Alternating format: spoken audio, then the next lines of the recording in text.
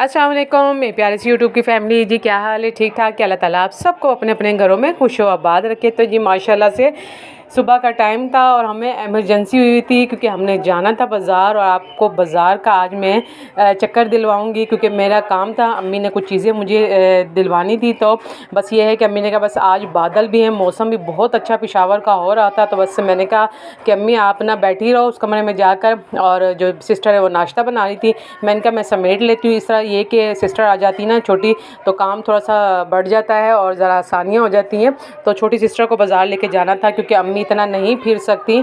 तो अभी मैं इस टाइम वॉइस ओवर कर रही हूँ तो पीछे प्लीज़ आपने शोर को इग्नोर करना है क्योंकि बहन के बच्चे आए हुए हैं उस कमरे में।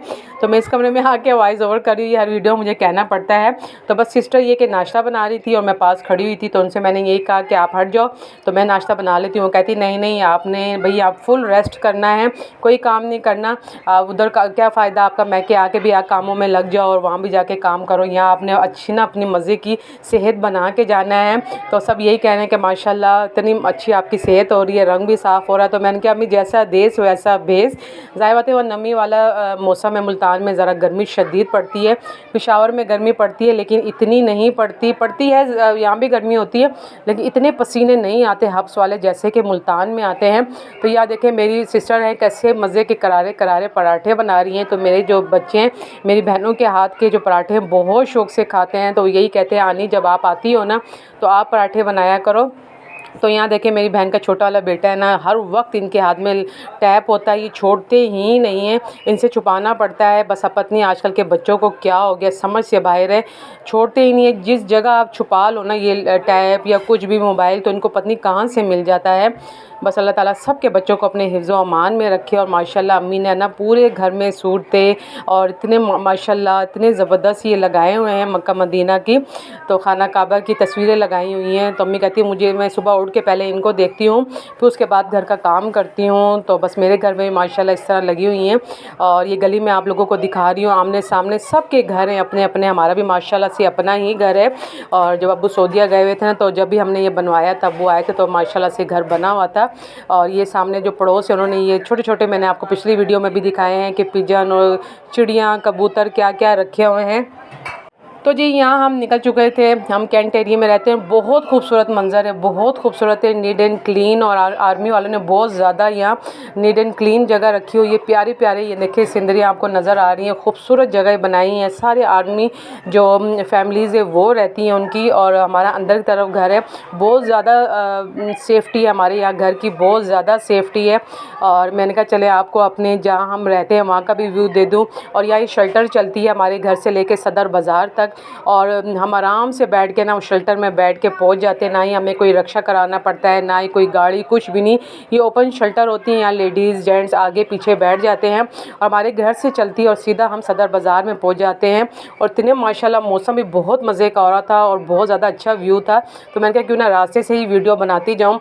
और यहाँ शॉपिंग भी मुझे आराम से मैं कर लेती हूँ अपने घर वालों के साथ, इसलिए क्योंकि यहाँ ज़रा रेट मुझे मुनासिब लगते हैं। मुल्तान में भी रेट मुनासिब है लेकिन यहाँ है कि बड़ा मार्केट या नज़दीक है ना पेशावर में, तो वहाँ से ये कपड़ा ये माल ये इस तरफ सदर बाज़ार में पूरे मर्दान नौशहरा इन जगहों से ये आता है। तो ये कि जैसे ही गर्मियाँ ख़त्म होने वाली होती हैं और सर्दियाँ आने वाली होती है तो रेट बहुत ज़्यादा मुनासिब हो जाते हैं। ये जो सूट मैं आपको आगे चल के दिखाऊँगी ना, ये सूट मैंने मुल्तान में पता किया था 6-7 हज़ार रुपये का था।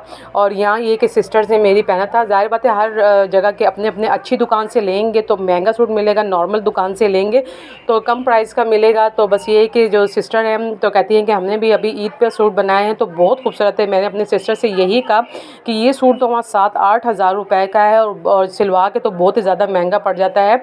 1000 रुपये सिलाई इसकी हो जाती है या 700-800 रुपये सिलाई हो जाती है। तो सिस्टर ने यही कहा कि आप हमारे साथ चलो, हम आपको सूट दिखाते, जो भी आपको सूट पसंद आएगा, जो भी पसंद आएगा हम आपको दिलवाएंगे।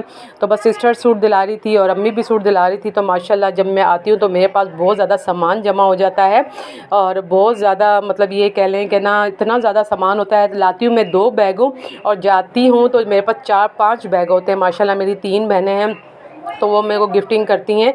और बहुत बड़ा बाज़ार है, बहुत ज़्यादा यहाँ थोक का भी माल मिलता है, चादरें, सूट, बीड्स, जूतियाँ और वो तो बस ये है कि हर तरह का यहाँ खुला सामान मिलता है, आराम से शॉपिंग हो जाती है कम दामों पे। ये कि आराम से हम चीज़ें वीज़ें ख़रीद लेते हैं। तो सिस्टर ने जहाँ भी ये कपड़े ख़रीदे थे मुझे सीधा उसी शॉप पे लेकर गई थी, क्योंकि 2-3 मेरे और भी काम थे। तो ये देखें, ये सूट बहुत बहुत खूबसूरत है, इस पर पैचेस भी लगे हैं, दुपट्टा भी देखें कितना प्यारा है।